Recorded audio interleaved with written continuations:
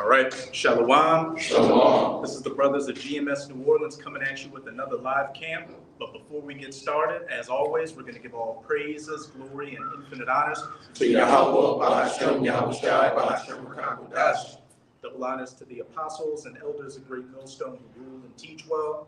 And peace and salutations to you sincere Akim out there, pushing this word in truth and sincerity to the four corners of the globe. May you brothers endure to the end, and to the very few sincere Akwab out there diligently learning in science. Shalom. Shalom. And hey, the name of today's camp is just going to be current events and prophecy, because we can clearly see that Esau Edom, the so-called white man's rulership globally, is fracturing. You had that interview with Vladimir Zelensky of Ukraine and Donald Trump yesterday, and it was like a celebrity, a Big Brother episode, because the train shouldn't be too bad. Because what was it like? Growing up, whenever you saw two political figures have a discussion with each other, it was cordial. They would dialogue, and if they had a disagreement, they were very level-headed about it. But with Donald Trump and Vladimir Zelensky, they were going back with each other like it was a WWE, match. Just showing that Esau is losing his power, and everything is just becoming a complete joke out here. Circus. Complete circus. As it says in that Isaiah 14, this is the man, which, brother, get that. But we'll start off with that Mark chapter 3, verses 24 to 25. So Mark chapter 3, verse 24. And if a kingdom be divided against itself, that kingdom cannot stand. Keep going. And if a house be divided against itself, that house cannot stand. And that's in red letters, so that's Yahushua speaking. So a kingdom divided against itself cannot stand, and a house or race divided against itself cannot stand. And the race of Esau Edom, from these American Edomites to these European Edomites to these Russian Edomites, and even these kingdoms within the EU and NATO, and especially within the United States of America, are divided on damn near every level you can be divided on. And without fail, when you look at every great empire throughout human history, it started to deteriorate internally, and that left it vulnerable to be taken down externally. And even that devil, Abraham Lincoln, had a quote where he said, the only way America will ever be taken over is if we're divided against each other internally. But, that's going to happen, and you're going to be taken over externally as well, ultimately by 200 million nuclear-tipped ICBMs that are going to turn this place into the biblical lake of fire. But again, just that interview with Donald Trump and Zelensky just shows how divided these Edomites are. And then you've been having, Trump talking about throwing new tariffs on the EU, and members within the EU saying, look, we look at the U.S. as an adversary now. And, we need to find, if a brother can find that article on the WhatsApp, where somebody in the EU said, pretty much the world needs to find a new global leader, saying that the U.S., hey, they aren't cutting it anymore. Didn't Trump say the EU was set up against America? They're going against each other. The EU is against Trump, Trump's against the EU, and it's all biblical prophecy. He said the EU was set up to screw over America. Yeah. Just real quick, this is Isaiah 19, verse 2. And I will set the Egyptians against the Egyptians, and they shall fight every one against his brother, and every one against his neighbor, city against city, and kingdom against kingdom. Straight to the point. And that's talking, you got it? That's talking about, those spiritual Egyptians as pursuant to Revelation 11, verse 8. The United States of America with these American Edomites. Because while you've got America divided with her allies abroad, America is also divided within herself, which we can clearly see from this recent presidential selection. There was damn near a 50-50 split on those that were going for legs up Harris and those that were going for Donald Trump. And you're seeing even those that voted for Donald Trump, having buyer's remorse, because he's starting to take away things that were benefiting them. So it's going to go from throwing words to eventually throwing lead at each other on the streets of America. As I said, brother shall fight against brother, neighbor against neighbor, city against city. But that article kind of. It says, this is from Newsbreak, the Independent. It says, The free world needs a new leader. EU foreign chief warns after explosive row between Trump and Zelensky. Kind of keep reading. It says hitting back at Donald Trump after his explosive Oval Office clash with Volodymyr Zelensky, EU leaders threw their weight behind the Ukrainian president on Friday evening after the shocking confrontation between the two leaders, which saw Mr. Trump claim Zelensky is not ready for peace, as well as accusing him of gambling with World War III. Mm-hmm. Read about one more paragraph, Baba Kashab. It says, but Kaja Kallas, the EU High Representative for Foreign Affairs and Security Policy, went one step further, suggesting that Mr. Trump is no longer fit to lead the free world. And by the free world, they mean what? The Western world, the EU, NATO, and by extension, the so-called third world, where these Edomites, steal all their resources from. Again, a kingdom divided against itself cannot stand. And this kingdom that's being divided is those iron toes mixed with miry clay in Daniel chapter 2, which is the brother holding that. You can start at Daniel chapter 2, verse 40, and you can read down to verse 42, Baba Kashab. It's the book of Daniel, chapter 2, verse 40. And the fourth kingdom shall be as strong as iron. For as much as iron breaketh it in pieces and subdueth all things, and as iron that breaketh all these, shall it break in pieces and bruise. Now that fourth kingdom is talking about those legs of iron, the ancient pagan Edomite Roman Empire, which, as it's about to go into with those iron toes mixed with miry clay, we're coming into the rebirth, the renaissance of it. When that devil was loosed out of his prison after 1,000 years, as it says in Daniel chapter 20, Revelation chapter 20.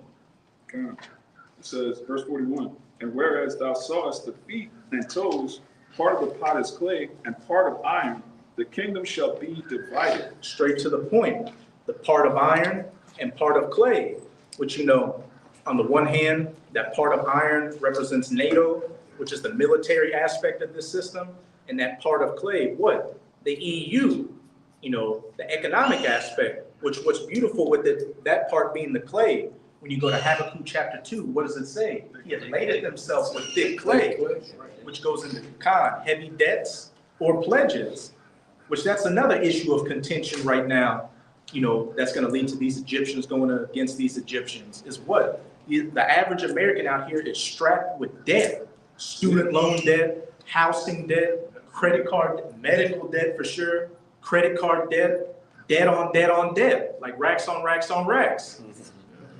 And we've got people complaining and crying, saying, I'm working multiple jobs and got nothing to show for it. I'm making, $70,000, but I'm still working poor. Yeah, but if I could add, they even had people, a household was making $100,000 to $150,000 a year complaining. And that's become the new lower middle class. And that's living, Living check to check. Yeah. And rich getting richer and the poor getting poor. That's exactly what's happening.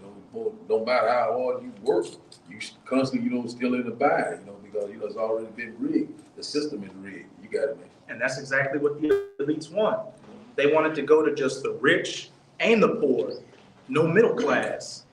And, the average Edomite American is waking up to that fact. Hence why they're complaining, and hence why they're eventually going to take up arms. But going back to the iron toes mixed with miry clay, it can also go into the iron being the stronger nations, like the U.S., France, and Germany, economically and militarily, and then the weaker nations, which are usually referred to as the pigs, Portugal, Italy, Ireland, Greece, and Spain. But as I said, they shall be divided, which as the brother Quashab just brought out, one of the heads in the EU said the world needs to look for a new leader of the free world. And that sounds like straight division to me. It says, and whereas thou sawest the feet and toes, part of the potter's clay and part of iron, the kingdom shall be divided, but there shall be in it of the strength of the iron, for as much as thou sawest the iron mixed with miry clay. Keep going. And as the toes of the feet were part of iron and part of clay, so the kingdom shall be partly strong and partly broken. And again, you got the stronger aspects of the system and the weaker aspects, but it's eventually going to get to the point to where this system is just going to be completely broken into pieces. And that's ultimately going to come from what? Those nuclear missiles, which America's own European allies are going to shoot onto her, along with America's enemies during World War III. And who's a major, a factor leading into that? DJ Donald Trump. Because, with the way he's moving, we're about a month and a half into his, presidential term. And look at all the big moves he's been making and all the enemies he's been creating for America. He could very well be that cruel Lord in Isaiah chapter 19, I believe it's verse 6.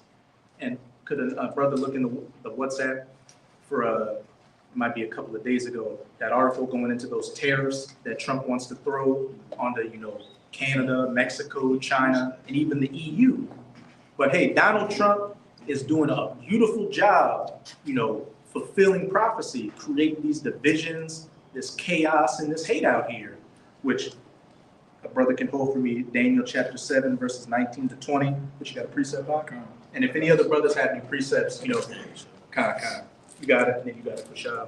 Just to back up what you were saying about all these nations turning against America, this is a biblical prophecy. It's the book of Jeremiah, chapter 50, verse 29. Call together the archers against Babylon. All ye that bend the bow, camp against it round about. Let none thereof escape. Recompense her according to her work, according to all that she hath done, do unto her. And what is America known as? The hammer of the earth.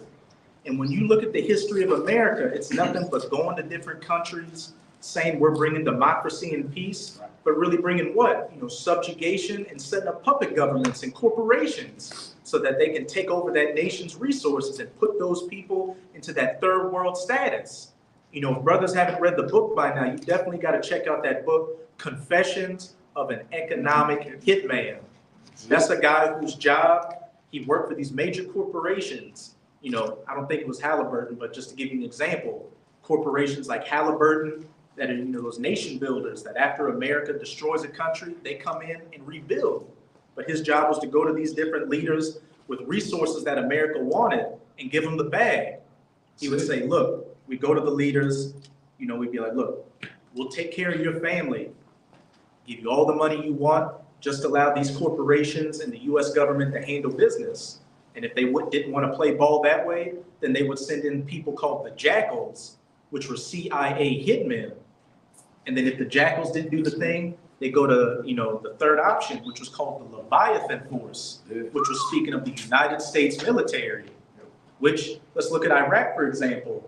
Saddam Hussein was an asset of America during the 80s with the Iraq-Iran war. But then what? He wanted to get away from the US petrodollar and go towards the euro, which we can't do that because the petrodollar is the backbone of America's power. So you had the Gulf War, the first Gulf War, and then the second Gulf War, which the Leviathan Force went in, and then they set up puppets. But what? Iraq is a failed state, just as Libya is a failed state, and anywhere else the US and EU go to, do their business, do their dirty work. Yeah, the Edomites here, they say, well, look, those rulers, they rule their country. It's their fault that their country is like that. It's their fault that this country is in shambles. Not knowing that all of the countries in the world, they're head up by puppets. Esau's in control of every country, man. It doesn't matter who's in the borders. Esau's in control. And so, like the brother was saying, if you don't play ball, they just kill you.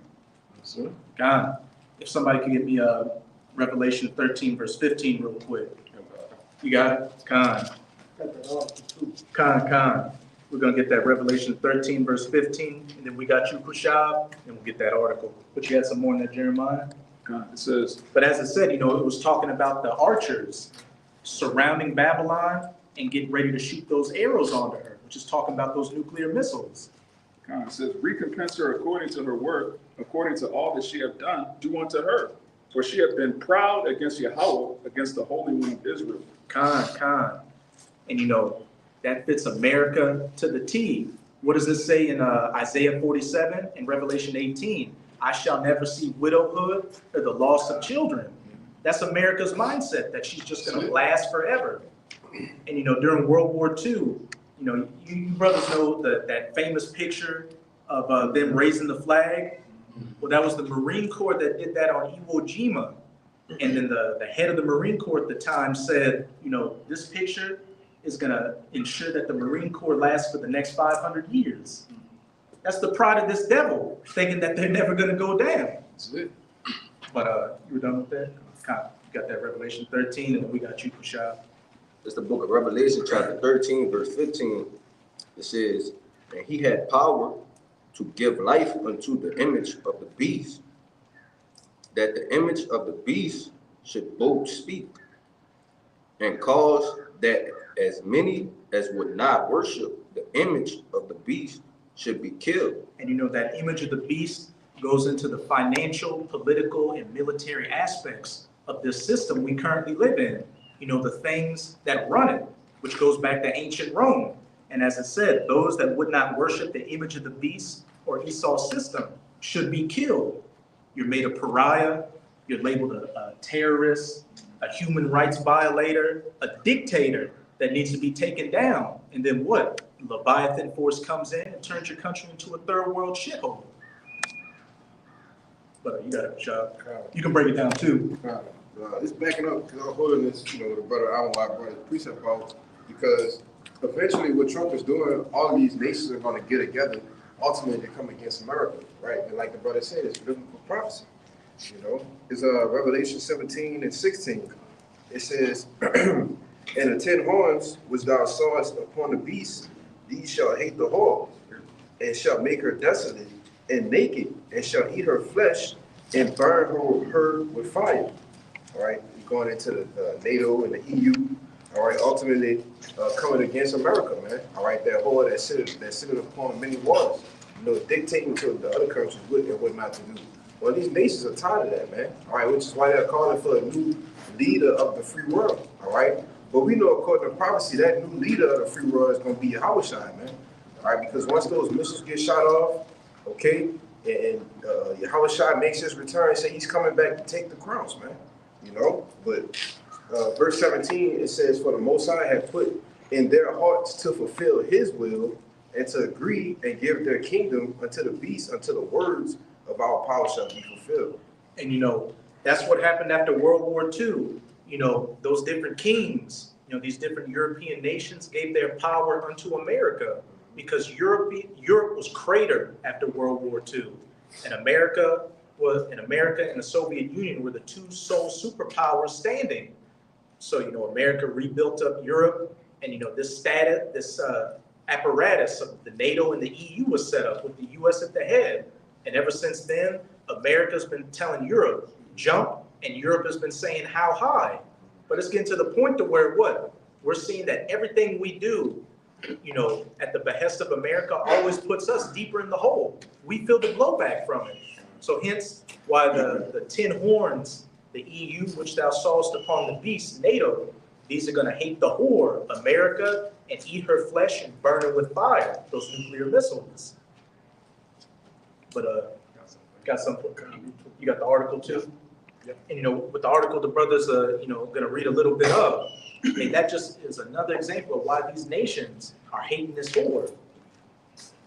This is an article from CNBC, published Thursday, February 27th, 2025. It says, Trump threatens to slap 25% tariffs on EU. It says, bloc was always meant to hurt the US.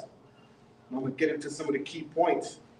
It reads, US President Donald Trump threatened to impose 25% tariffs on imports from the European Union, claiming that the economic and political bloc was formed to screw, that's in parentheses, the US.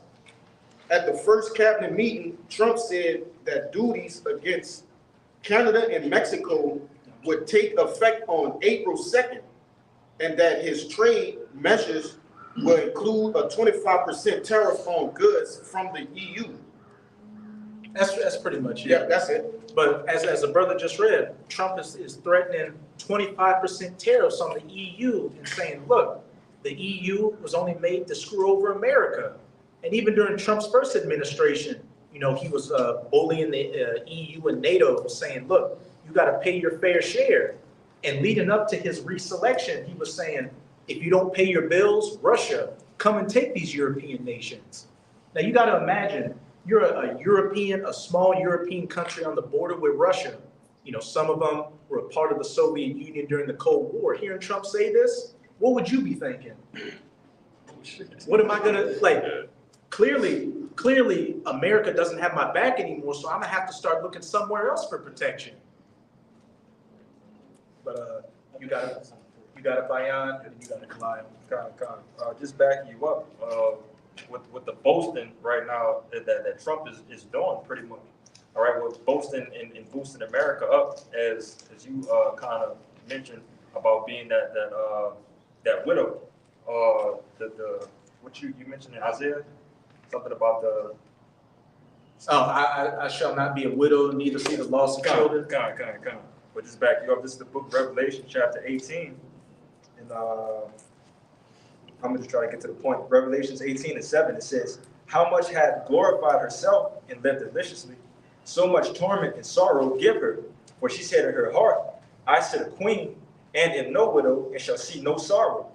Therefore shall her plagues come in one day, death and mourning and famine, and she shall be utterly burned with fire. For strong is the Lord God who judges her." All right. "And the kings of the earth who have committed fornication and lived deliciously with her shall bewail her and lament for her when they shall see the smoke of her burning, standing afar off for the fear of her torment, saying, Alas, alas, that great city Babylon, that mighty city, for in 1 hour is thy judgment come." All right. But I brought that out just to, back you up again.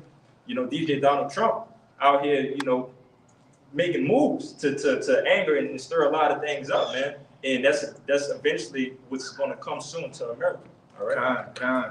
And as I said, in one day shall her plagues come, fire and burning and, destruction, which, it's only going to take 1 hour for America to be destroyed by those 200 million nuclear missiles.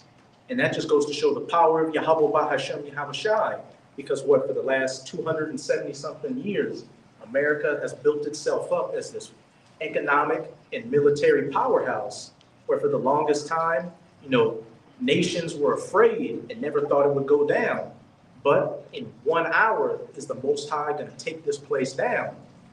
Just as the Most High built up ancient Egypt and took it down to show his power, he's doing the same thing with spiritual Egypt. It's going to be that much quicker of a fall, and we are at the door of it. But you got it. Kind of. It's the book of Isaiah chapter 25:7, and it reads, "And he will destroy in this mountain the face of the covering cast over all the people," this is the point, "and the veil that is spread over all nations." And pretty much, these brothers been going into it beautifully. All these other nations are starting to realize that America is just full of shit. They're full of hot air. They're not saying that, I'm not saying that America is weak, but they understanding that together they are more powerful than America, man. And ultimately we understand that the Lord has given these different nations the power to even challenge America. But It said in that Revelation 17 I brought up, that he put it in their hearts, to which your heart is your mind. That's right. Mind, to fulfill his will. That's right. It up, man. Yeah, he's stirring it up, man. Got it. Yeah, it's like an old boxer. When a boxer was in his prime, if he had that power and that maneuverability, people are afraid to go against him. But when that boxer gets older, he's still deadly, but he's slower, and he just don't got it like that anymore. Perfect example, what we just seen, Mike Tyson versus Jake Paul. Mike Tyson, everybody in the world knows Mike Tyson. What is he known for? Destroying his opponent. You see, he looks, his countenance looks like he destroys. You see, so when that's, I'm so glad you made that comparison, because that's how America is, man. He's big and bulky. Okay, he has all the equipment to take down the enemy, but he's old now. You see, but you got really, America is still riding off its reputation. That's right. And that reputation is, what gives fear unto people. Is the nation, that made fire, the man that called fire down from heaven, those atomic bombs that went to these smaller nations and just completely wrecked them. That's right. But what? America hasn't won a war since World War II. And everything America's trying to do now is backfiring against them. And just as soon as America does something, you go to social media, somebody's already exposing what the plot is. Like that whole thing with I was talking about yesterday with ALQ, the Q date, LQ date, with your girl exposing, how they was funding the Taliban man, all right, and what happened when guy Trump get in office and showing up create the Department of Government Efficiency, and boom, this is exposed, so like Fred said, Yeah, that Department of Government Efficiency has been exposing a lot of things, as the brother was going into, that the U.S. is funding these different TIAS groups out here, and that your hard-earned taxpayer dollars are getting sent to fund Transformer comics in Peru, and going to fund tourism in Lebanon. While you got Americans starving, on the streets, working 2 jobs and still living in a car and nothing to show for it. Right. But got that Obadiah? Yeah. Kind. Okay. Obadiah chapter 1 and You can start at verse 1. Okay, and verse read the 1. 2, kind. It says, the vision of Obadiah, thus said the Lord power concerning Edom. We have heard a rumor from the Lord, and ambassador is sent among the heathen. Arise ye, and let us rise up against her in battle. And this whole book is dedicated to, the judgment and the downfall of you Edomites. And that ambassador sent among the heathen are the prophets, telling you exactly what is about to take place. And what's the next part say? Arise ye, and let us rise up against her in battle. And that's ultimately what's going to happen. It's on an economic footing right now, but eventually it's going to go on that war footing. Gerald Celente, he's got a lot of, classic quotes, but one of his classic quotes was currency wars turn into world wars, which, that's what we're in right now, economic warfare. And it's just going to get to the point to where we just can't look at each other and talk shit anymore. The fists are going to have to come out. The big guns are going to have to come out. Got it. Okay, more verse 2. And you can read verse 2 and break it down, Okay. and then jump down to verse 7. Okay. Or actually read verse 3 and then jump down to verse 7. Read verse 3. No, you can read verse 2 and break Okay. it down, but afterwards read the verse 3 and then jump to verse 7. Okay. It said, Obadiah chapter 1 and verse 2 said, behold, I have made thee small among the heathen. Thou art greatly despised. So one thing about it, we're seeing that these nations right now, is despising Babylon great, which in fact is America. These nations are constantly, coming against, seeing, they begin to see that skirt is being lifted. You're seeing that, all the evil doing, all the underhanding, all the different things, their policies and democracies and different things like that, they begin to be exposed. And these nations right now are despising them. They're very angry. Seeing right now the Lord is gathering the nation. He said, jump down to verse 3. And it says, the pride of thy heart has deceived thee. Thou dwellest in the clefts of the rocks, whose habitation is high, that says in his heart, who shall bring me down to the ground? So this man here is the most proud, what his inward thought that he would rule forever. So right now, he's thinking that right now, he got a, what you call like a God complex. He's thinking that, hey, no one bring me down like that, meeting between Zelensky and Donald Trump. He was telling him that, hey man, you ain't got us. You gonna lose the battle.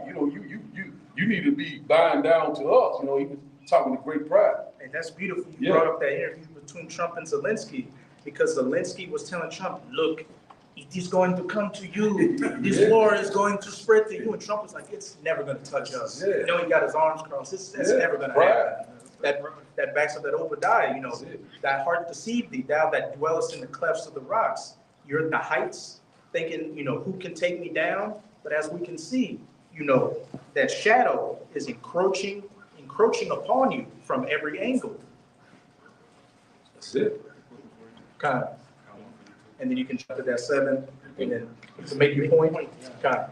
Nah, I forget who, I think it was a reporter was asking Trump, what does he think about Russia not abiding by the still fight, what's it called? Ceasefire. And he basically was just like, well, if they don't, you know, they don't. Basically. And he was like, what if a bomb falls on your head?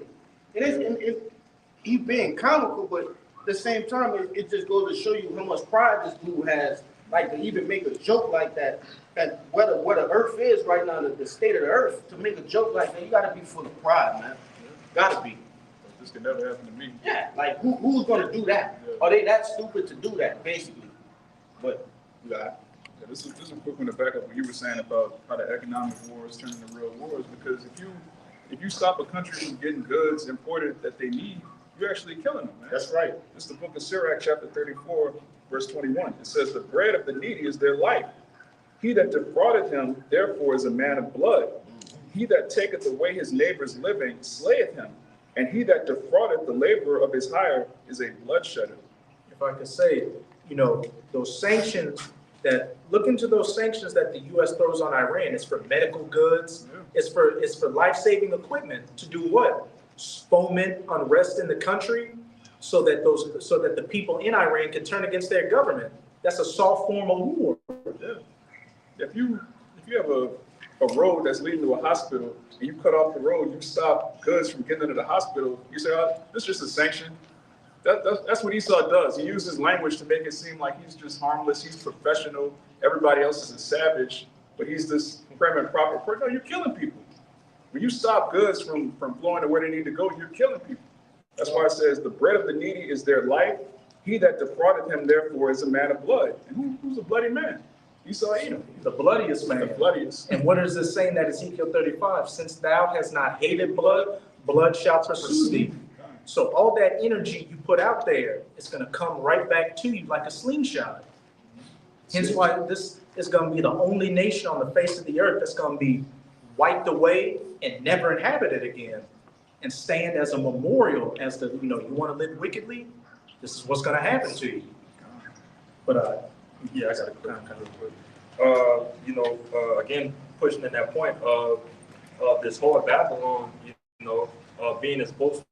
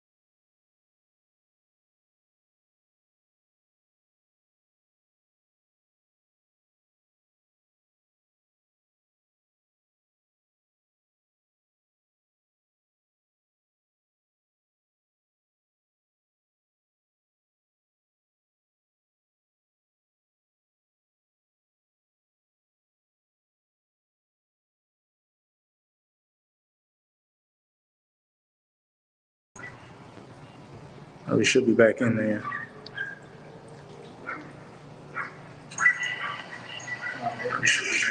Con. Yeah, Slovakia, I got it on Do Not Disturb, but I guess Do Not Disturb doesn't work. Yeah, I'll just keep. All right, where are we at? Oh, Con. Yeah, get demons, throw them in. But this is the book of Isaiah, chapter 47 and 1. It says, "Come down and sit in the dust, O virgin daughter of Babylon. Sit on the ground, there is no throne. O daughter of the Chaldeans, for thou shalt no more be called tender and delicate."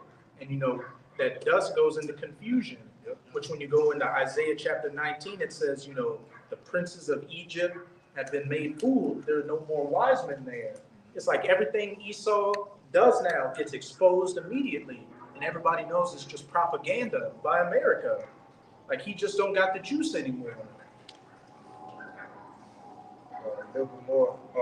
Verse 2 says, "Take the millstones and grind meal, uncover thy locks, make bare the leg, uncover the thigh, pass over the rivers. Thy nakedness shall be uncovered, yea, thy shame shall be seen." And that nakedness is going into what? America's true face being shown. For the longest time, everybody thought, oh, America's the good guys. They're bringing in democracy. They're overthrowing dictators that especially abuse the women. They abuse the children, all that. But really, when you look behind the scenes, you got, let's look at Gaddafi, for example. They had free college over there. They had health care. And, they had a high standard of living. They called Libya the jewel of Africa. Yeah, he actually gave housing to people for starting families, which is the exact opposite of America. You get money from divorcing. You split up your family. Let's give this whore a bunch of. They pay people to destroy their families. Over there, you got money to start a family. And then, oh, he's a dictator. Oh, he's a bad guy. Which really all he wanted to do was what? Get Libya, get Africa off of the petrodollar. And he wanted to set up something called a gold dinar, which is a gold-backed currency. Oh, he's a terrorist, he's a dictator. They bombed this country into the Stone Ages. Hillary Clinton was famous for saying, we came, we saw, and we killed him. And now look at Libya. It's a third world shithole with what? A bunch of theist groups having slave trades in that country. That's what democracy brings. That's the true American way. And that's that nakedness being shown unto the nations. Hence why these nations are, looking upon thee, as it says in Obadiah, the nations have greatly despised thee, and thou art made small amongst them. That's your reputation. That drunkenness is starting to wear off now. The hangover. Yeah, they start to really understand and get a clear view of like, all right, this is a whore. They're waking. They found out they had a roofing to drink, and they're waking up like, "Where's my pants?" Like, what's going on? It's just like everybody beginning to find out the playbook of America. They go in, rob, steal, and kill, sell these puppet government, and then once they do that, they know what they drain them from what their resource, their minerals. You know what I'm saying? The oil, the gold. You know what I'm saying? This is the thief of the earth. This man robbed, steal, and kill. He's the harbinger of death. You got it, man. Somebody give me that Habakkuk chapter 2. I think start at verse 3, but you had a precept? Or you had some more? Just finishing off there again. Isaiah 47:3. "Thy nakedness shall be uncovered, yea, thy shame shall be seen. I will take vengeance, and I will not meet thee as a man." And that's the coup de grace that's coming. Yahushua not meeting you as a man, coming as that unstoppable angelic force, as it says in Isaiah 63. Who is this that cometh from Edom with dyed garments from Basra? Yahushua is coming like Independence Day. And the first half of Independence Day was realistically how it's going to play out. They couldn't stop them at all. Those chariots were just going over those major landmarks and turning them into dust. And Jeff Goldblum ain't going to get hired by Doge to come up with a computer virus to take down the chariots. It's going to end with America being laid down to the ground, going exactly where it needs to be, in the dustbin of history. But I can get this real quick. This is a quote by Desmond Tutu. It says, "When the missionaries came to Africa, they had the Bible and we had the land. They said, 'Let us pray.' We closed our eyes. When we opened them, we had the Bible and they had the land." You got it. Yeah, that's how the so-called white man get down. He'll show up as Red Cross. He'll show up as a missionary. He'll show up as a Christian. I'm here to spread peace, democracy, and Jesus Christ. He subdues the people and gets them to follow in whatever nonsense he's pushing, whether it's democracy, feminism. Then they get Americanized. Then they look up and like, wait a minute, these corporations, they control the resources. You got a country that's rich in oil, gold, minerals, but everybody's poor. What does that mean? The so-called white man's a devil. Point blank. Putting his hand in your back pocket. Yeah. He's shaking you, he's hand shaking you in the front at the same time, reaching around the back and taking your wallet from you. Yeah. And he's gonna help you look for it. Like, where the terrorists? He's gonna help you find the terrorists. But you are the terrorist. Niggas, right? And you know, the whole takeaway from that Trump-Zelensky meeting is Zelensky didn't agree to what Donald Trump wanted Ukraine to do, which when you look into it, Donald Trump said, look, all that money we gave you, you gotta pay it back. Here you are, a war-torn country. You gotta pay back all this money because it was a loan. And then, you know, you gotta give us 50% of your resources. What kind of a deal is that?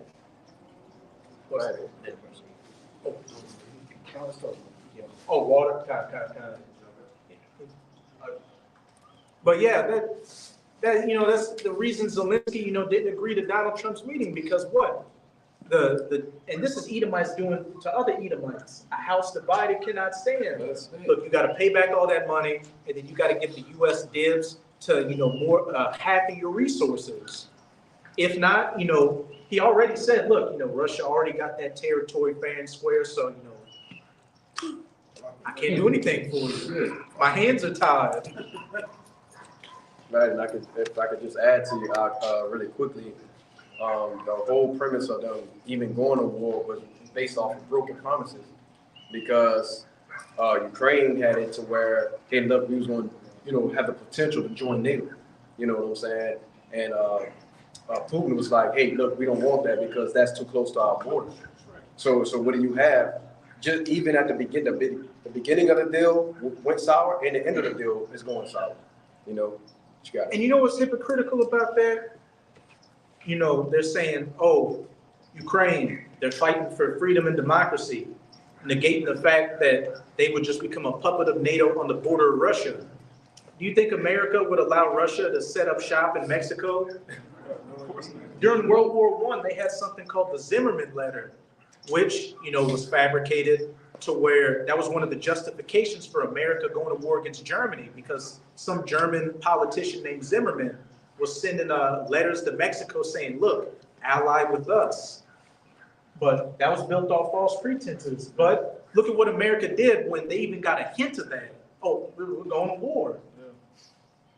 Just complete hypocrisy. That's why nobody trusts you devils. And people are waking up to the fact that you're forked-tongued. You know, Gad had a saying, you know, the white man speaks with a forked tongue. And then, you know, I can't remember where the saying was from. It might have been from a brother that fell out of the truth. But he said, you know, I know the white man's lying when he opens his mouth. No, how do you know when the white man's lying? When he's talking to you. I tell you, in the book of Psalms that he is born speaking lies. The wicked are estranged from the womb. They come straight from the nutsack. Lying.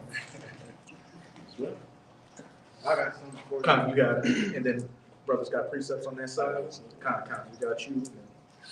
This is the book of Ezekiel 28. I'm gonna just skip around. This is just a lot. So I'm gonna start at verse 2. It says, "Son of man, say unto the prince of Tyrus," in which that prince of Tyrus can be likened unto Esau, man. It says, "Thus saith the Lord Yahweh, because thine heart is lifted up, and thou hast said, I am a God. I sit in the seat of God, in the midst of the seat." And what backs that up? That 2 Thessalonians. He shall sit in the seat of the Most High, shewing himself that he is the Most High. Right. And then what does it say? Sit in the seat of many waters? Yes. What does it say in Revelation 17? That whore that sits upon many waters which when you go deeper down in the chapter says that many waters is many nations. That's right.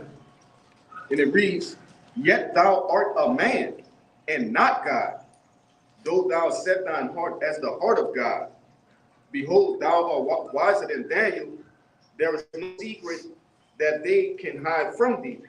And you know, with this devil, even though he's getting exposed, you know, when you look at the depths he was willing to go to manipulate people, you just sit back and think, God damn, that was an intricate, diabolical plan. His heart is deep. That's what all these alphabet groups, right? The one that start with a C and end with an A, one that start with an F, start with and end with an I. That's what they're all, you know, that's their purpose. Okay, to infiltrate and get these different diabolical plans rolling. I wish I would have put it in the chat, but somebody posted where it was somebody who was in the C to the I to the A saying U.S. aid, which, you know, Doge has been auditing, seeing where all that money's going. He said at every level of U.S. aid, we have C people in there to go to these different countries and what? Foment unrest and color revolutions. That's how this man gets down. You mind if I just read it through 9, bro? Kind of.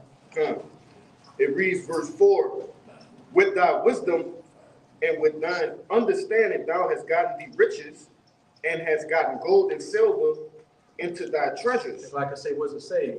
Through much violence, kingdom is translated from one people unto another. And how did Esau get his riches and his gold and his silver? Through his unrighteous dealings, which what? His wicked wisdom. Right? As you brought out with that quote, you know, the white man came with the Bible and we had all the land, but then afterwards we had the Bible, but they had all the land, using his wicked wisdom to take people's resources. And then at the end of the day, coming out on top as he's the good guy, that I did you a favor. Yeah, and that's beautiful. Verse 5, and I'll go into it. By thy great wisdom and by thy traffic hast thou increased thy riches, and thine heart is lifted up because of thy riches. You know, that backs up that Psalm 73 where it goes into the wicked. They are not in trouble as other men. Yes. They're encased in their own fat, you know, their own wealth and riches. And their violence, they wear their violence like a chain. So even though, you know, it's talking about the king of Tyrus, you know, this is really symbolic for Esau being empowered. The same as Pharaoh in Egypt. It's symbolic for who? For Edom. You know? But verse 6, it reads, therefore thus said the Lord Yahweh, because thou hast set thine heart as the heart of God, behold, therefore will I bring strangers upon thee, the terrible of the nations, and they shall draw their swords against the beauty of thy wisdom, and shall defile thy brightness. And the brother brought it out in that Jeremiah 15:28. Those nations coming like archers and surrounding her to shoot those arrows, which we might have to go back to that Jeremiah 50 at some point. But what? Those strange and terrible nations are these different nations that are confederating themselves against America and ultimately coming to take her. Verse 8, they shall bring thee down to the pit, and thou shalt die the deaths of them that are slain in the midst of the seas. They bring thee down to the pit. Isaiah 14. You shall be brought down to the pit, and the worms shall consume thee. Meaning what? Your rulership is going to be, you know, brought to death. It'll be a corpse. Verse 9. Wilt thou say before him that slayeth thee, I am God? But thou shalt be a man and no God in the hand of him that slayeth thee. And you know, those pharaohs thought they were gods, just as those Roman emperors thought they were gods. But what? When Yahweh Bahashem Yahushai brought them down, they were shown to be nothing more than just men that were set up by Yahweh Bahashem Yahushai. And you know, there's a quote from that movie Watchmen. You know, you have that character, Dr. Manhattan, which, you know, it represents Yahushai and the elect. And then you had the villain, Ozymandias, who was a blonde-haired, blue-eyed Edomite, who his idol was Alexander the Great.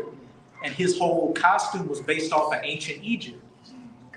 And he, you know, he thought he was gonna, you know, He does win in the end, but that's Esau bullshit. But he tried to go against Dr. Manhattan, and he was defeated. And Dr. Manhattan told him, the world's smartest man poses no more threat to me than his smartest termite.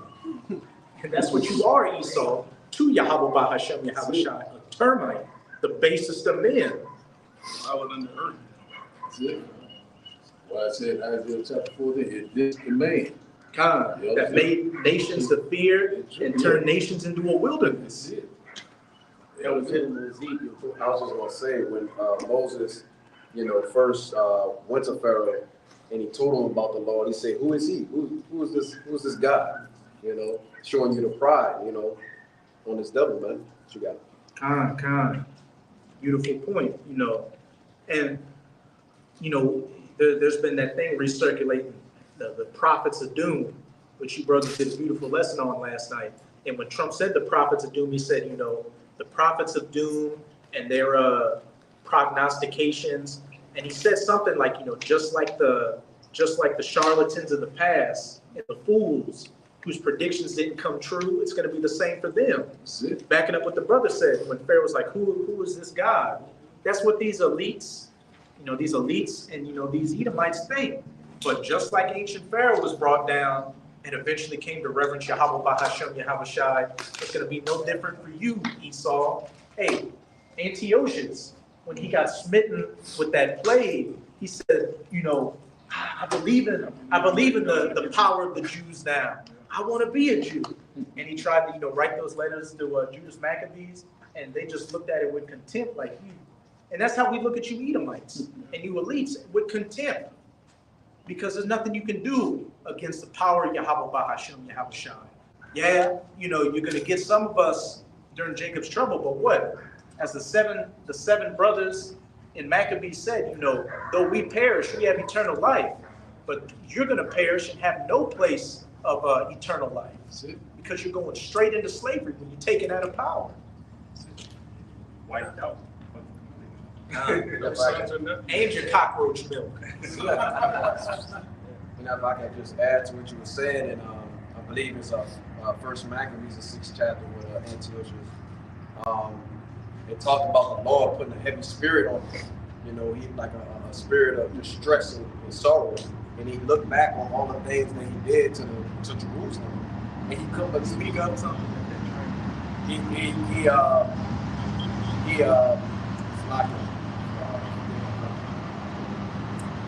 In First Maccabees, the 6th chapter, Antiochus basically says of the things that he did against Jerusalem, he couldn't believe that he did those things. You know what I'm saying? He couldn't believe that, he committed those crimes, those actions against those people. And then he just died a regular, stressed out, sorrowful death. When he was a king over, the country. He died. He had a humiliating end. I think, he had like colon cancer or something, and it said his state was so bad that his soldiers couldn't even come around him. And it said he who tormented other men's bowels, which that he was a Greek freak. He who tormented other men's bowels, his own bowels were tormented. That's it. Sick bastard. This is to back up, what Rose was talking about, going into these modern day Egyptians, which are the Edomites. This is why all this is happening. Going back to the beginning, this is Exodus 10:1. It says, and Yahweh said unto Moses, go unto Pharaoh, for I have hardened his heart, and the heart of his servants, that I might show my signs before him, and that thou mayest tell in the ears of thy son and of thy son's sons what things I have wrought in Egypt, and my signs which I have done among them, that you may know how that I am Yahweh. So the Lord is hardening the hearts of these Edomites. Going back to Romans 9, he's raising up Pharaoh again. He's going to bring him down so that we can tell our sons and our sons' sons forever in the kingdom. All right, these Edomites did this. The Lord delivered us from that. All right, these devils they thought they were smarter than the Most High. Our children are going to believe the stories that we're going to tell. We're going to have proof of them. We're going to be living witnesses of the enemies, this demonic kingdom. That's beautiful you brought out how he was talking about Pharaoh there. Aren't we talking about that right now? As the Lord did to Pharaoh, and it said, we would talk about what the Lord did to Pharaoh. We're using that as an example of what the Lord's going to do to you, Esau. Everything comes full circle. What's our second address? I'll smite you, plagues, We see it at the heat of the constant rage, constant imagine a vague thing, something that's useless.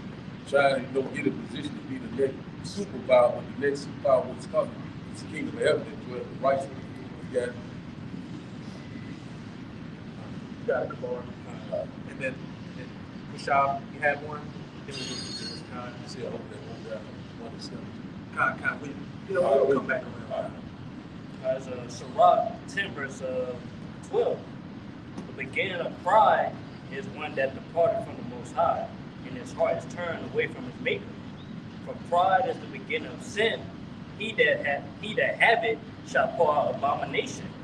Therefore the Lord brought them upon them strange calamities and overthrew them utterly. That's right, man. They say, who has that pride? Esau, one that's ruling.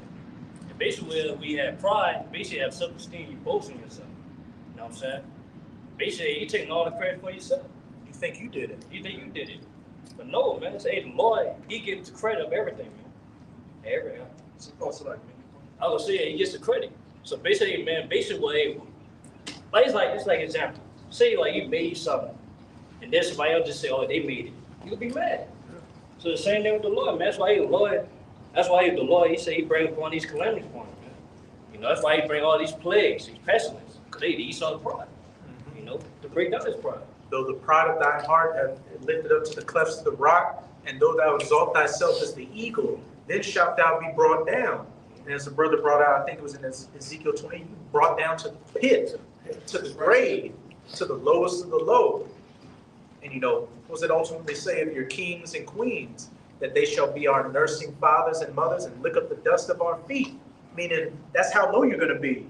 Exactly where you need to be.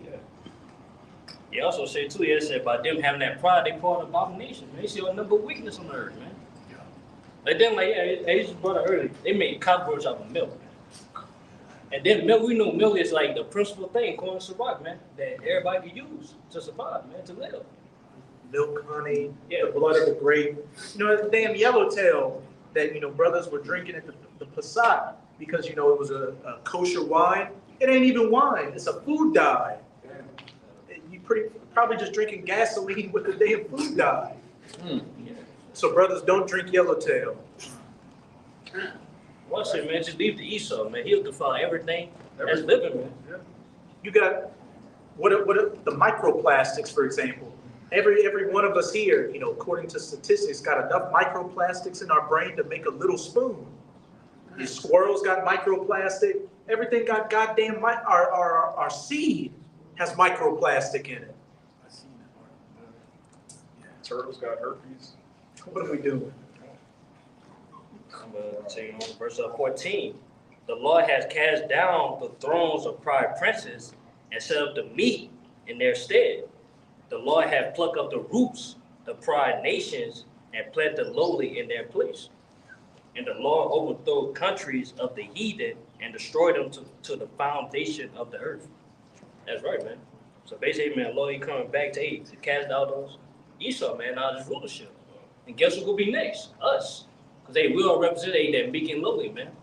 And when you go to that Daniel chapter 2, after those iron toes mixed with miry clay, it doesn't say anything about Russia or China. It says, then shall that great kingdom, that everlasting kingdom be set up, the kingdom of Yasharallah, the kingdom of Israel, which shall not be left unto other people, meaning we're going to be the sole sovereign rulers in it. Wait a minute, you mean to tell me after America's destroyed, we're not going to be here another 1,000 years? Hey, we're waiting for those 1,000. We're in the midst of those 1,000 years right now. Okay, yeah. We got to deal with McDonald's for another 1,000 years. And cockroach milk. And Hellcats and cockroach milk and podcasts. Another 1,000 years of podcasts. No, I can't take that. Another 1,000 years of Keisha. That's what your boy's saying. We're at the end of the so-called black woman, man. We're at the end of America. We're at the end of Esau. we're clearly at the end. So if you're not in the spirit of hastening to get out of here, you bugged out. That's the spirit. Look at the seed of Man, man. it's true. That's the spirit right there. See, That's that's it. Good. Last week. Yeah, he would not be so You know his last leg, man. good. That's That's enough. enough. Yeah, literally. That's beautiful. Who eats something? That one kind of bad. Oh, kind. Then we got you backing up the point. This is Matthew 24 and 21. Red letters, how we shall speak. It says, "For then shall be great tribulation." This is going with 1,000 years, and why we really about to get the hell out of here. Matthew 24 and 21. "For then shall be great tribulation, such as was not since the beginning of the world to this time, no, nor ever shall be. And except those days should be shortened, there should no flesh be saved, but for the elect's sake, those days should be shortened." So clearly it's saying the days shall be shortened. So what are we talking about? It could be between now and in 1,000 years. That sounds like somebody who has made a covenant with death, and they're more than happy to be here because they took the bag, which that's a whole nother topic in itself. Just backing you up, Keisha's through, Esau's through, and you false prophets are through as well. This whole wicked age is about to pass away, and it couldn't have gone soon enough. We wish it would have happened yesterday. The last hour, we wish it would have happened Last year.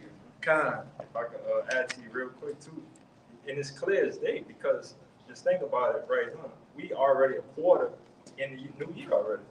I remember just the New Year's destruction, and now we knocking down 2025 like it ain't nothing right now. Yeah, Passover. Yeah, it's Trump only been president for about a month, and I feel like he's been president for about 2 years at this point. That's how fast he's moving, because what? The days are being shortened. Yahweh Bahashem Yahweh Shai is speeding up these prophecies. So we can get out of here. Yeah. So what's it for election? Because they leave to everybody else, they want to stay for 1,000 years, Yeah, man. they're cool with it. 2/3, the heathen, all right, the women, all of these pigs, they're cool with this place. No matter how bad it gets, they complain, but they like to complain. They like to have something to complain about. All right? That's the spirit of 2/3, that's the spirit of a woman. They'll tell you something not to resolve a situation, but just to hear themselves complain. We're actually complaining because we have the solution, which is the kingdom of heaven. Yahweh Shai coming back, destroying this place and setting us up. If I could say real quick, just with we ain't gonna stay on it too long. The 1,000-year man. That's his name, man. The 1,000-year man. Mr. Thousand. Spirit have named him. The 1,000 years man. I was thinking about this the other day. Say you got how you got that meme with the 2 red buttons, and you got the Edomite sweating, which choice he's gonna pick. Honestly, with that statement he made, if there was a button that said, push this right now and the end shall come, or push this and you're still gonna be rich, and it's gonna be for another 1,000 years. Which one do you think he pushed with that comment? 1,000 years. That's it, Mr. Mr. 1,000-year man. But Yeah. I had a quick preset. Yeah, I know you Just backing up what you brothers going into. This is Ezekiel 7 and verse 1. It says, "Moreover, the word of the Lord came unto me, saying, Also thou son of man, thus saith the Lord God unto the land of Israel, and in the end is come upon the 4 corners of the land. Now is the end come upon thee, and I will send mine anger upon thee, and will judge thee according to thy ways, and will recompense thee all thine abominations." It's kind of so just backing up the brothers. The end is coming, man. To Babylon the Great. So the wicked 2/3 of our people. They're gonna be destroyed right along with this place. Going down with Esau, Edom. And all his devices, everything he imagined, his technology, everything's going with him, man. You got it. you got it. Yeah. Because 2 Ezra 7, verse 43. But the day of doom shall be the end of this time, and the beginning of an immortality for to come, wherein corruption is past. That's right, yeah. The main point said, day of doom shall be the end of this time. The time's very right now, man. And is that the same one that's like, those, they should not be able to save the wicked? It's like those that, Come on, verse 44. The intemperance is at an end, infidelity cut off, righteousness is grown, and truth sprung up. and that's exactly, which verse were you at? 44. 44. And that's exactly what we're seeing. Intemperance is at an end, infidelity is cut off, and righteousness is grown. All these wicked ways, we're starting to see the end of it. Adultery, infidelity, being a narcissist. All these people are getting worn out about it, and they're going to get judged for it. But at the same time, what righteousness is grown? You've got the elect waking up, setting up that standard again in the earth. And with that vibration being pushed out, as it says in Matthew 24, verse 14, and this gospel of the kingdom shall be preached in all the world for a witness unto all nations, and then shall the end come. This word has clearly been getting preached, and what are we seeing? The end come. So the word, no, you got it. What did King Solomon say? There's a time to build and a time to destroy. The Most High is actually doing both at the same time. He's building up the kingdom of Israel and he's destroying the kingdom of Edom at the same time. Somebody get for me a 2 Esdras 2 and 13. What you got? Is verse 45. Then shall no man be able to save him that is destroyed, nor to oppress him that have gotten the victory. Esau, straight to the point, nor to oppress him that has gotten the victory.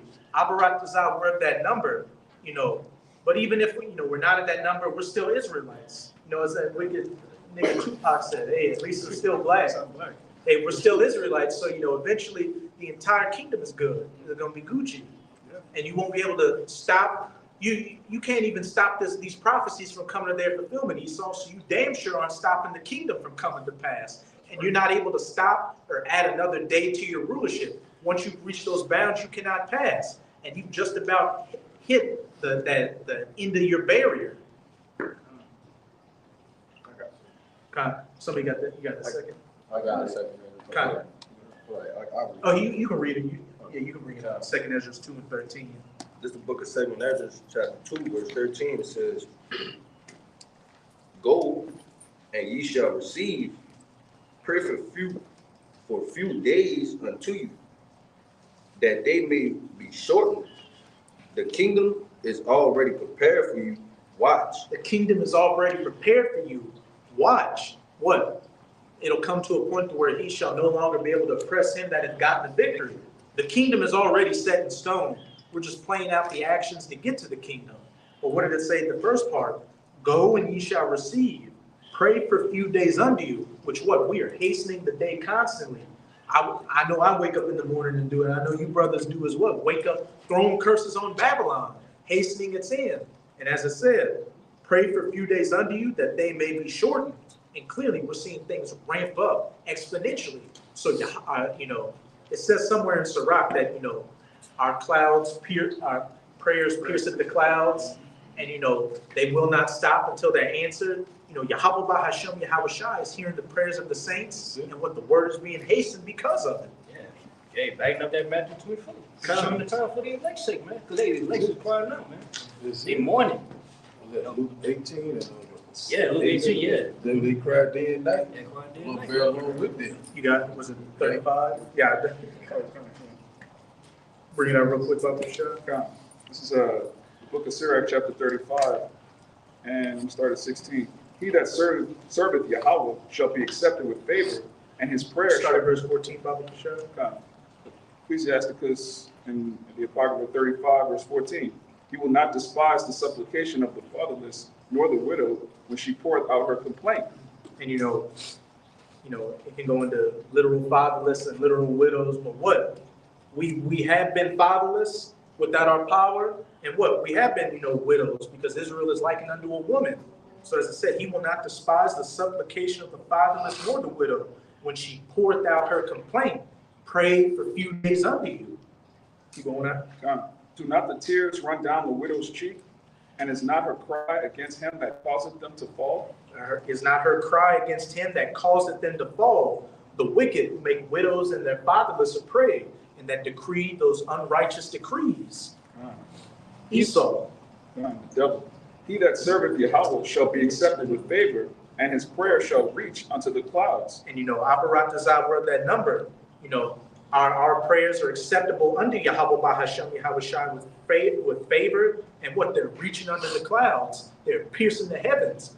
You know, those angels bring up those prayers like that sweet smelling odor, that savior unto Yahweh Bahasham Yahushai. It says, the prayer of the humble pierceth the clouds. Until it come nigh, he will not be comforted. Until it come nigh, he will not be comforted.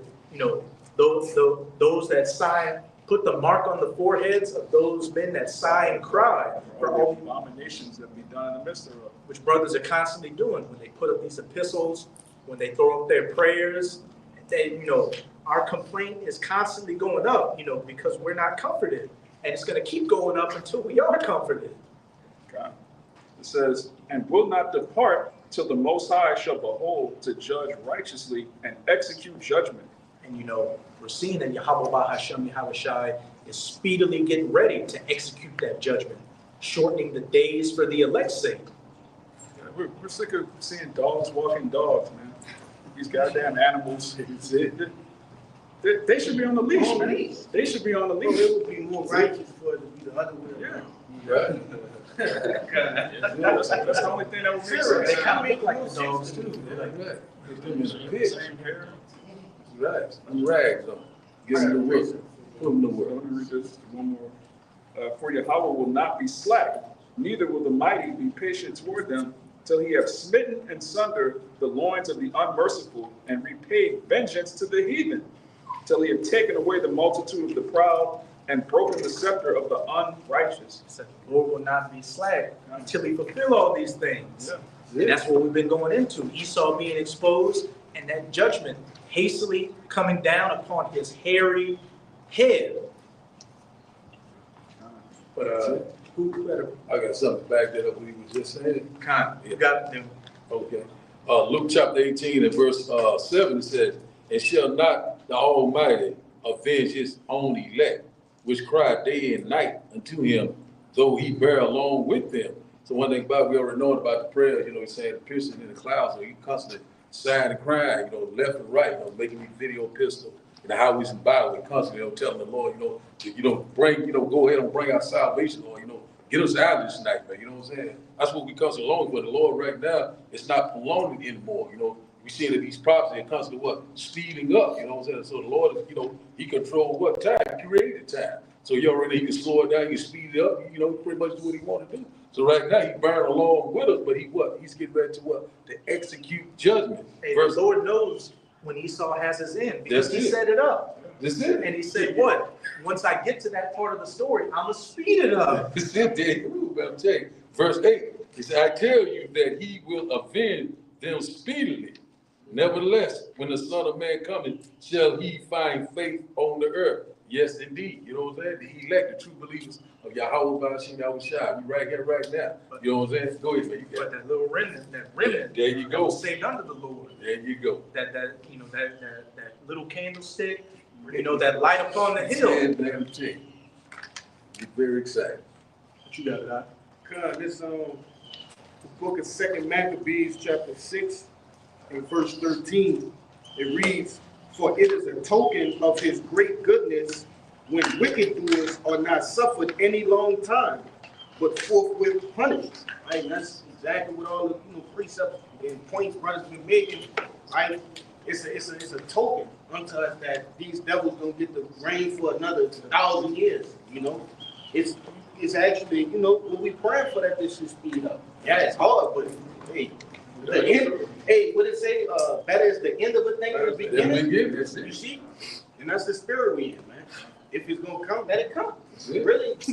however you want it, Lord. You know, you got the tempo, man. But hey, we have our identity. We know who we are again. Right. And we see Esau as having his expected end.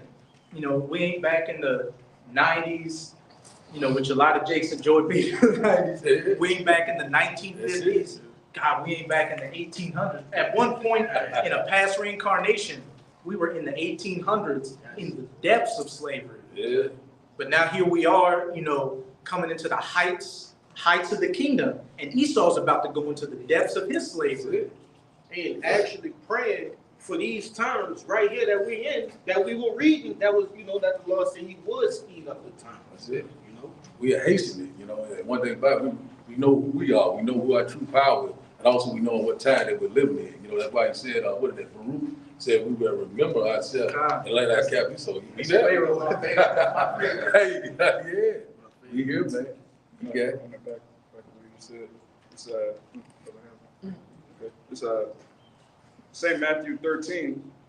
I'm gonna start at 16. It says, "But blessed are your eyes, for they see, and your ears, for they hear. For verily I say unto you, that many prophets and righteous men have desired to see those things which ye see, and have not seen them, and to hear those things which ye hear, and have not heard them." Right. Yeah, so we actually, like the brother was saying, we look forward to this time, we prayed for it, our forefathers prayed for it, now here we are. what did it tell you in Acts? And the Just about to say, yeah, got it. the apostles was like, Lord, is it time? It's now the time. So, you know, hey, if the spirits if the spirits of the prophets are subject to the prophets, in each of our past reincarnations, we were saying the same shit. Same Like, thing. man, is it time? You know? Yeah, Ezra, he was inquiring, Yes. Job, Yeah. Daniel, What shall be the time? what shall be the time? Like, how do we getting out of here? And, you know, I don't want to. What's the parting of Sunday? Like, what do you? Yeah. I don't even want Get to out of here. use this word because, you know, it's wicked, but it's like Christmas up in the third heaven right now. Yahweh Shai, he's waiting to get his presents. He's waiting to wake up in the morning and come get his jewels, come get the elect. And it's right there. Like, cause you know, it's been a couple of days up there. So it's fresh in their memory. And they see the signs coming. Yahweh Shai sees the signs coming. You just wait for the Heavenly Father to Give that word. That's Some it. scripture says it's gonna leap off the throne. That's it. If I could say, if we, you know, the scriptures liken us into jewels, right? Precious things into the Lord. When you go to an actual jeweler, you have to get the idea down pat, and you know, shipments have to come in. It's not a oh, I just come here and give my money. Now you have to wait. You actually have to wait for them to, you know, craft with your jewels, man. You know, your chain, ring, whatever it may be. So in a sense, it's the same way, man. This jewels got to be polished, refined, and that's how the things worked in the ancient world, man. You know, you would, hey, I want amethyst, just like with this brother. You know, hey, when he calls, say, hey, it's almost ready. I'm pumped up. I'm like, That's it. you know, you got it. Like I say, the Lord, he getting ready to come get his bride. Wait. God. No, he go. This is Sirach 36 and verse 7. It says, raise up indignation and pour out wrath, take away the adversary and destroy the enemy, going into, you know, Esau, Edom, and the other nations. Verse 8, it says, make the time short, remember the covenant, and let them declare thy wonderful works. Right, so like the brothers are going into, man, you know, all the brothers, you know, in times past has inquired about the end times. You know, when is it coming? When are we going to get out of here? You know, we'll go to verse 9. It says, let him that escapeth, he be consumed by the rage of the fire, and let them perish that oppress the people. Smite and sunder the heads of the rulers of the heathen that say there is none other but we. Right? So, hey, look, you know, that's what we're waiting for Yahweh Hashem Yahweh Shai's return, so that he can put us in rulership and take down the other nations, man. You know, that's what we got looking forward to. It's immortality, you know. And that in part back up that Ezekiel the brother brought out. It said there is none other, the heathens that say there is none other than we. Him that, a man that acts as if he is a god.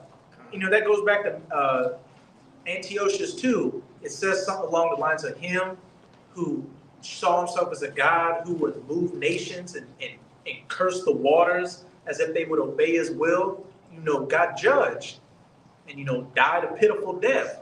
Just as you elites, you Edomites in your rulership is going to die a pitiful death. And you're going out very, very pitifully. Look at who your savior is. Goddamn Donald Trump.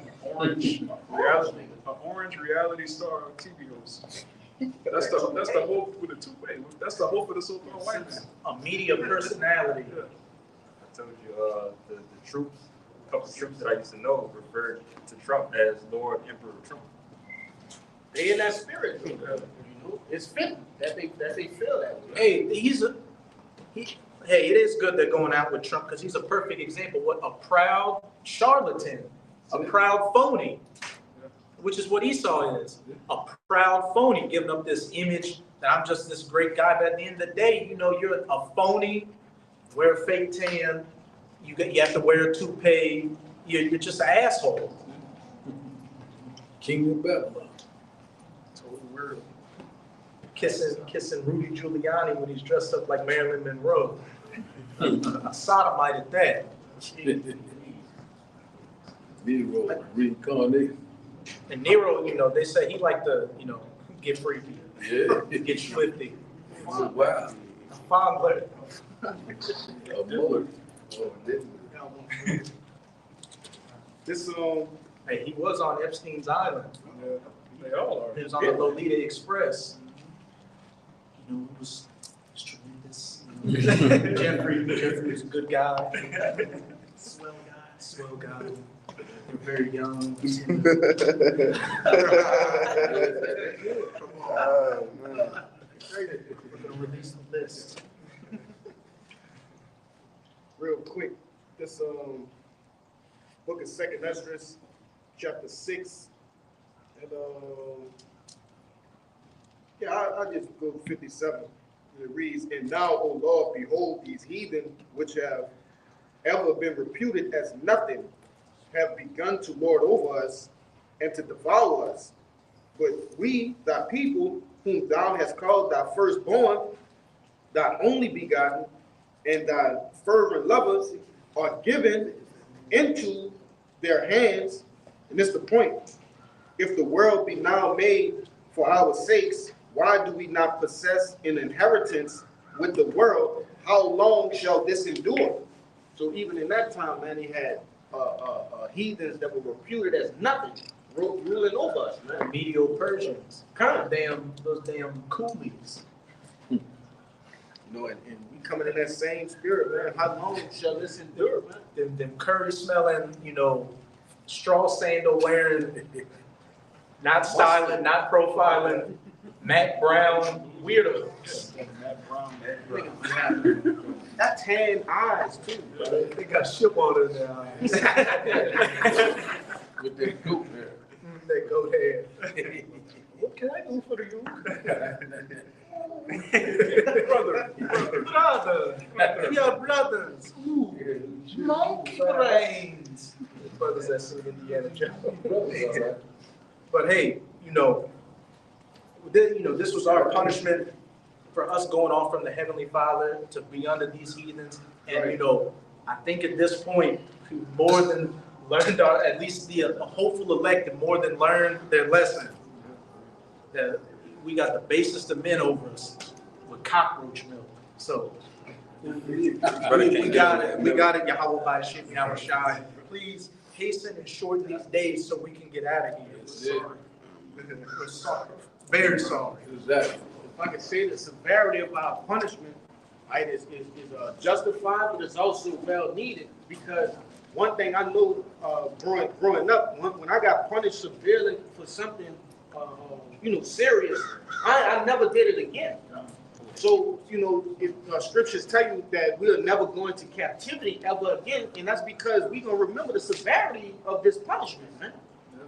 Like, there is no other punishment besides death that we could have, endured to have us coming back into our heritage, right, and returning to Yahweh B'Shem Yahweh Shai, like how we are now in these end times. So it's beautiful, man. If I could say, bro, the Lord took away our identity for hundreds of years and had us thinking, we came out of the jungles of Africa with blow darts, and that our history, our bones in our noses, and our history began after slavery and with Rosa Parks and Martin Lucifer Queen. What kind of history in fried chicken? Harriet Tubman, 2 women. That's where our nation begins. Two heroic women. Like, come on, man. And as Apostle Ricard said, because during Trump's first presidency, they were talking about putting Harriet Tubman on the $20 bill. And it's like, I don't want that crusty bitch. Give me the white man. Can't forget also going back to the motherland. Yes. Oh, Jake, mother- the mindset, I gotta get back to Africa. Yeah, gotta get back, not the fatherland, motherland. They wearing red, black, and green and shit. Yeah. Power fist on the shirt and shit. With some dried out dreadlocks, with spiders in them, With their feet shoes. with some rusty toenails. Pro-blackness is a joke. That was a stronghold that was put on our people. It's beautiful to come into the truth and realize we're a nation of kings and priests, not black, not African. We're the royalty of the earth. Reading for real. Not In our. Oh no, you got it. I'm just saying, like, not just something that Jake just think in their mind. Well, we actually are a regal people. Like, for those who don't know what regal means, it's royalty, man. Loyalty, The bell is tolling on that one. And pro-black, Pan-Africanist, Rastafarian, that's synonymous with being musty. That's all musty. That's hygiene. bad hygiene, bad spiritual hygiene. They can't spiritually clean, man. You worshiping Haile Selassie, a damn heathen that got buried under a toilet. That's your king? Literally, hey, he's buried under. You can look that up. He's buried under the toilet. That's what Jake looks at, man. Haile Selassie. You remember that nigga that came on the bus? With the white tires. He cursed the bike. With the white tires. Cursed the man bike. Hey, that bike, he didn't have that bike. Bike under curse. Good. I got a quick one to get back to. I think Oh, no, I wanted to say, one day we learning of being this captivity, or how not to rule. Yes, yes, brother. And we definitely, this is the worst. Everything not to do. Esau is a perfect example of how not to govern a society. Just real quick, this is the book of 1 Peter 2:9. It says, "But ye are a chosen generation, a royal priesthood, and holy nation, a peculiar people, that ye should show forth the praises of him who had called you out of the darkness," which we was going into this marvelous light. We back into the remembrance of the things. We're fervent. We're itching for the kingdom. All right. And once upon a time, again, we was thinking that this was the end all be all. That it's just make money, die, and just pass it along to your children, and that's it. I go to the white clouds or down in the red fiery place. You know what I'm saying? But the Lord brought us back into our remembrance into this light, and now it's time to get busy and finish this thing off. That's in the Old Testament, right? God. No. No. Yeah, it's the New Testament. I'm sure. Yes. Yeah, that's 1 Peter. Yeah, 1 Peter. It's the same people. Same people. Yeah. And then you can go from 4, start at 24. Kind of write it down. Way down to 28. But you got that. Oh, you had some on? I'm just going to read it in another Kind translation. of, you done. It's 1 Peter 2:9. It's the ASV. It says, "But ye are an elect race, a royal priesthood, An elect race. an elect race, A race. A superior race. superior race, a royal priesthood, a holy nation, a people for the Most High's own possession, that you may show forth the excellencies of him who called you out of darkness into his marvelous light." Yeah, chosen race of people, man. That's in the New Testament. That's Apostle Peter, the head of the church. What are these people talking about, man? It don't matter who's the Israelite. What? We're a chosen race. What are you talking about? This is in the New Testament. And then the Apostle Paul wrote that Romans chapter 9. You can't get around that Romans chapter 9. Yeah, It's undefeated. Vocab been having nightmares about Romans 9 for about 10 years. He's having nightmares as we speak. I remember with Captain Tazariak, even though he wicked, he was cutting up vocab so bad on one of their live streams that vocab struck his page and he had the video on to take it down. And then vocab asked him, "So you think it's okay to decapitate your slaves in the kingdom?" And Captain is like, "Yeah." Why would vocab ask that? Because he knows he's an Edomite and he knows he's going to go into slavery. And thou has said, so that's going to be one of your many fates in the kingdom. That's right. Oh, this stuff. Bitch.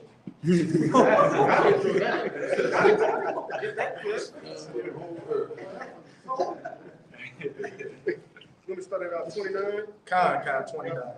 This is Baruch chapter 2 and verse 29, and it reads, if ye will not hear my voice, surely this very great multitude shall be turned into a small number among the nations, where I will scatter them. And that's what happened to us. You know, we were rebellious to the Heavenly Father. This man can't even ride a bike right. Like, that's how wicked Esau is. He don't even have a specialty bike. It's a regular bike, but he's got his foot on the handlebar and standing up on it. Like, you do everything ass backwards.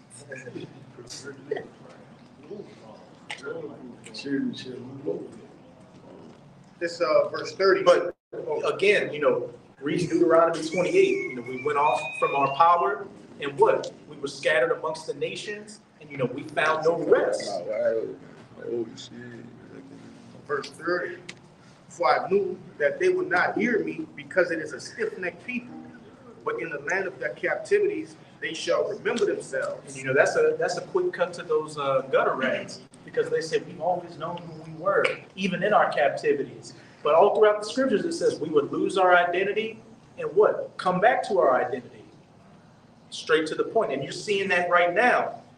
As it says in Hosea 1, in the land where it was said, thou art not my people, there shall ye be called the children of the Most High.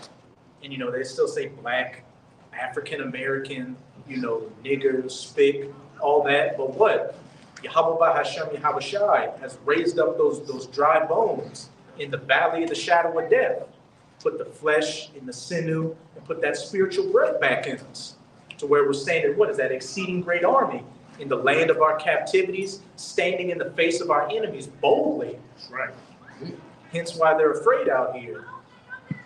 You know, you had earlier you had an Edomite get out, but you might have been Jake, just by the way he kind of, his countenance. He got out of his car with his children to go use the bathroom, but I saw him do this to his kid, like. He had some respect. He actually stood a little bit at a distance. You know, he could have went in there and you know, He stopped so he could hear us. yeah, he just wanted to hear us. But yeah, you know, it's not becoming, this truth is not becoming a laughing matter anymore. Right. As these prophecies are coming to their fulfillment and these days are hastening to their end, you know, you got a few jokers out here, a few gimps out here who'll still make a comment here and there, but you know, it's getting hella quiet. Just as the sun is setting on you people's wickedness. Right. Verse 31, and it reads, and shall know that I am the Lord, their power, for I will give them an heart and ears to hear. Those spiritual eyes and ears being opened, which you can read about, I think it's in Isaiah 29, it says that their ears and eyes have been opened, you know, the poor, you know, pretty much been given, you know, the answer to all their questions through the truth. Verse 32, and they shall praise me. Put a stick in his spokes. Verse 32, and they shall praise me in the land of their captivity, and think upon my name. Wait, they shall do what? Praise me in the land of their captivity, and think upon my name. I don't see us in Israel right now. I see us in Babylon, and what? And they shall think upon my name and praise my name. Again, the name. So it's getting to the point to where, you know, you really need to be questioning yourself if you're following these other, you know, teachers out here that don't put emphasis on the name. Because as it says in Acts, you know, speaking of Yahweh's name, there's no other name under heaven where, you know, you shall be saved. Showing the importance of the name. The name is the cheat code. The name is the activation. The name is the only reason the Lord's saving us. He put his name on us. He guaranteed, he gave us a promise that he swore by himself. We're not being saved because we're these great people that have fringes on our t-shirts. All right, Jake got salvation all wrong, man. It's all about the name Yahweh Bashem Yahweh Shai. He swore about his name because he could swear about nothing great. Yeah. He put respect on his name. And then you got Jake out here, like, I can't remember which brother, I think it was Yashwan was saying, he might have been just making a joke, but I could see IUIC doing that. You know, you got IUIC members, you know, cursing out their women because they're giving the poor mixed fabric clothing. That's as far as your mind goes. That's ridiculous, bro. And then, no, go ahead. If I could say too, because they often preach the law, You know what I can't run? And then you had Apostle Hall. He went into this week. You know, he preached the law. Oh, where's your fringes? Where's your fringes? The apostle said, well, where's your phylacteries? Where's your sword? Where's your paddle? If you preaching the law. But you know, that's not what this is about. It's about the grace of Yahushua. You know, and that the Lord is getting ready to magnify His name again, man. If it's all about the law, why aren't you deleting Moses out here? Exactly. Adulterous women, burning witches. Like in IUIC with the fringe pick taker, you had to move the fringes to, you know, take that D pick. They should have both been stoned on the spot, but you know, they're cast out of the congregation doing what they do. Why don't y'all go to Jerusalem 3 times a year since you're all about the law? You got all these planes. Go to Jerusalem 3 times a year, man. The PJs and helicopters and shit. The soul plane, the literal soul plane. Root plane. Root plane. Say it ain't so. Hey, Hebrew 1. It's that Air Force 1. But Jake would do that. Jake wants to stay here and build Esau's kingdom. That's what Jake want to do. Real quick, I'm gonna keep going in there too, but I had got this word, think in the online etymology. When you go down to think, back in that, I'm gonna read it again, just so you can know what I'm saying. This back in Baruch 2:32, and it reads, "And they shall praise me in the land of their captivity, and think upon my name." Right, in that word think, the second definition, it goes on to say to conceive in the mind, to consider, to meditate. It says to remember. You see? So that's going back into that pure language, man. So all these other names that these different camps or different nations call the Lord, that's not the true name, man. Right? We had to get the true name in our captivity, man. You know? You got it. I can make a point because I got a quick precept because it goes directly into what you're saying. Yep, that word think being remembered, because only the elect are going to be the ones that think upon the name, remember the name, in which how we get the salvation, calling on the names. There's Sirach 17:10. It says, "And the elect shall praise His holy name." And besides this, He gave them knowledge and the law of life for an heritage. You know, but the point was the elect are going to be the ones that think upon His name. You know. Oh, kind of, yeah. If I can say, it also goes into to desire, to meditate. Yep. And the elect are the only people on the face of the planet Earth that are desiring the actual name of the Lord. Going back to that Acts, what is that, 4:12, I believe, where it said, whereby No other name under no other name. Yeah, we are the only ones that are seeking to be, saved, man. You know, desiring to be saved. You got the captive exile hastening to be loose. That's right, man. And going back to that Ezekiel 9:4, you know, the men that are sighing and crying, the abominations that be done there, and to get that dawab, that mark of exemption on their forehead. That's right. I want to back up for sure. Con, you got it. Just real quick, this is Malachi chapter 3, verse 16. Then they that feared Yahweh spake often one to another, and Yahweh hearkened and heard it. And a book of remembrance was written before him for them that feared Yahweh and thought upon His name. Yeah. So the people that wrote the Bible, the people that believe in the Bible, all right, we all think on the name Yahweh Bashem Yahweh Shai. Everybody else, they were born in vain, like it tells you in Ezra. Second is what is that? 9 At the multitude of parents that are Born in vain. born in vain. It says, and you mentioned this earlier, this is the next verse. And they shall be mine, saith Yahweh, the Lord of hosts, in that day when I make up my jewels. And I will spare them as a man spareth his own son that serveth him. So the Lord refers to the people that think upon His name as His jewelry. And He's sparing us right now. He's making us up. He's putting us on. He's polishing us, getting us ready. You know, that's what's going on. That gold being tried in the fire, that refining process. We had that spiritual dross on us. You know, the metal was rough looking, it wasn't polished, dingy. You know, you had to dig underneath the dirt to get it. They like digging it out of the grave. Yeah. digging it out of the grave and then putting it through that fire. You know, these trials and tribulations we go through to what refine us so that we're polished and those jewels that the Lord sees his reflection in. Yeah, that's a beautiful point. When you dig anything out of the grave, it's gonna be dirty. Yeah.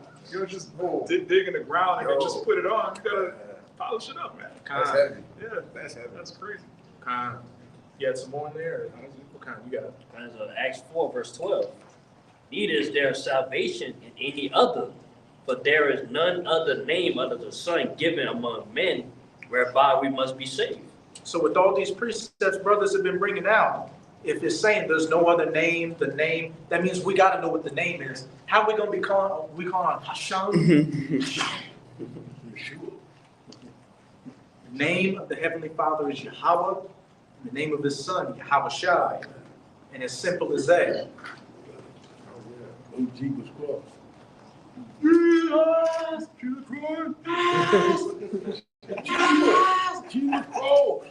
Hey, but what has Jesus Christ ever did for anybody though? Especially these people, bro. He did the most to go against them. Yeah. More Jakes have been slain in the name of Jesus than any other name in the history of man. That was the first slave ship, the good ship Jesus. Yeah. That's who y'all niggas want to worship? Earth pig. Jesus cross. Christ. Most High Christ. Kind of. I got some too. You got it. Sure. This Zephaniah 3:9, and it reads, "For then will I turn to the people a pure language, that they may call upon the name of the Lord to serve him with one consent." So not only did the Lord give us back the Lashon Kodash, right? But he gave it to us to do what? To call on his name. Right? You know, people hear us saluting and speaking of the Lashon Kodash, like, damn, what they speaking? Nah, that's actually, our ancient tongue, man. And it was given unto us, right, to meditate on the names Yahweh by Yahweh Shai, Because if I can say too, because there's an actual power to calling on those names. That's us being connected to the source. Yep. You see, when you call on the name Yahweh by Shema Shai, you pray, all right, and the Lord, he blesses us, the things that we ask for, and ultimately the things that we pray for, our prayers are being heard through what? Through those names, man. It tell you that in the prologue to Sirach, right? Yep. This Acts 26, just to home the point, because one would say, the Lord spoke, he didn't speak a Hebrew, he didn't have a Hebrew name. Well, when you go back into these times, all of the Israelites spoke Hebrew, man. Right? You had some that spoke Greek, some that spoke Latin, but majority of the Israelites spoke Hebrew, all right, including Yahweh Shai. All right. When Yahweh Shai came to Paul in the spirit. Yes. You got it. God, this Acts 26, and I'll start at 14. Acts 28. I'll start at 12. It says, "Whereupon as I went to Damascus with authority and commission from the chief priests, at midday, O king, I saw in a way a light from heaven above the brightness of the sun, shining round about me, which them was journey with me." Wait, it says he went with authority? He went with authority. I thought Apostle Paul was just some guy, Who was in authority, his writings on authority. writings on authority. Like the 1,000-year man. The 1,000-year man. It says, verse 14, "And when we were all fallen to the earth, I heard a voice speaking unto me, saying in the Hebrew tongue, Saul, Saul, why persecutest thou me? It is hard for thee to kick against the pricks. And I said, Who art thou, Lord? And he said, I am Yahweh Shai, whom thou persecutest." Oh, straight to the point. When Yahweh Shai came to Saul, who later became Paul, he spoke to him in the Hebrew, showing, the Lord has a name, and that true name is in the Paleo Hebrew. That's right. It's not these names that are transliterated in the Jesus, Jesus, Earth Pig, Yeshua, Yahweh, Hare Krishna, Zordon. None of these characters. if I can say it real quick, how you gonna have be connected to the higher power? You know how Jake B, you know, Yeah. that you calling on the name Jesus. This name wasn't even, it was invented around the 1500s, man. Before Jesus, it was Iesous. So which one is it? You know? Yeah, how would be Hebrew Israelites with English tongue? You know what I'm saying? They have our Lord in English name. Yeah, that pure language. Yeah, though. real language, man. Or how the Lord will speak Hebrew with English. Come on, man. Barber song.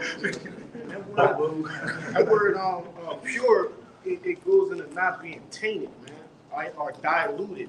Okay, all these other languages have been diluted or tainted, right? With through the test of time, except for the Hebrew, man. The Lashuan Kodash, right? The Paleo Hebrew, like the verse says. It's the It's called the Holy Tongue. The Holy tongue. It's The separate tongue. It's original, man.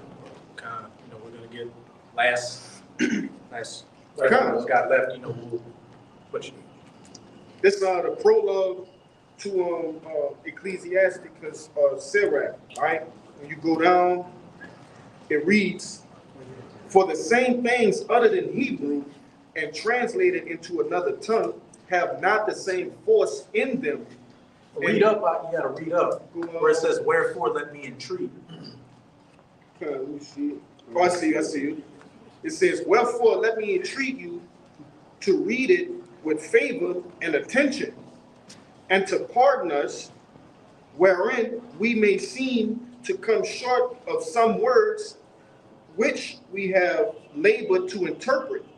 For the same things uttered in Hebrew and translated into another language have not the same force in them. And not only these things, but the law itself and the prophets and the rest of the books have no small difference when they are spoken in their own language."